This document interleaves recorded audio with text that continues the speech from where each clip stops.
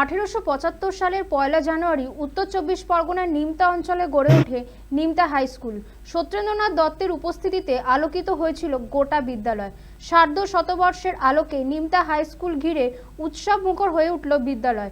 ইতিহাসের পাতায় নিমতার নাম অনেকেই লেখা আছে। অনেক ইতিহাসবিদদের বিশ্বাস, প্রাক সুলতানি যুগে নিমতাতে বৌদ্ধ বিহারের অস্তিত্ব ছিল।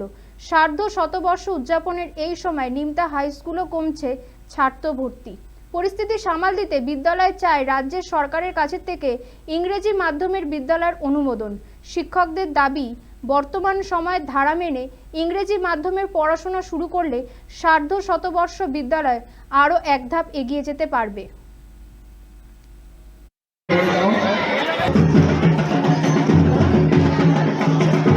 বহু আগে একটা বৌদ্ধ বিহারের অস্তিত্ব ছিল এখানে, এবং 16 শতাব্দীতে নিত্যানন্দ মহাপ্রভু চৈতন্যের শিক্ষার প্রচারের জন্য নিমতায় এসেছিলেন এমনও প্রমাণ পাওয়া যায়। এবং নবদ্বীপ অনুমোদিত টোল এখানে একসময় ছিল। তো নিমতায় যে কেরি সাহেবের মুন্সিখ্যাত রামরাম বসু, তিনিও এখানে নিমতার টোলে পড়াশুনো করতেন আমরা যতদূর শুনেছি। এমনকি কলকাতার যারা স্রষ্টা আমরা বলি সাবর্ণ রায়চৌধুরীরা, তারাও কিন্তু এই নিমতা অঞ্চলেই থাকতেন। কবি সত্যেন্দ্রনাথ দত্ত ছন্দের জাদুকর হিসেবে যিনি পরিচিত, তিনি আমাদের এখানে নিমতাতে মামার বাড়িতে জন্মগ্রহণ করেছিলেন। এছাড়া মধ্যযুগের আরেকজন বিশেষ কবি মঙ্গল কাব্যের কবি কৃষ্ণরাম দাস, তিনিও নিমতায় ছিলেন। তো নিমতা স্কুলের একটা সাংস্কৃতিক ধারা কিন্তু বহুদিন যাবৎ এখানে আছে।